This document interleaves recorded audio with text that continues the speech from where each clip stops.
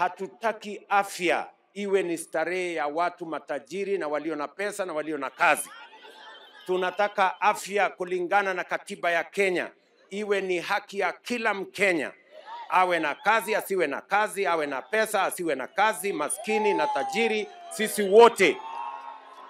Katiba ya Kenya inasema kila mwananchi ahakikishe, serikali ihakikishe kila mwananchi anapata afya ya hali ya juu, and that is what we must do.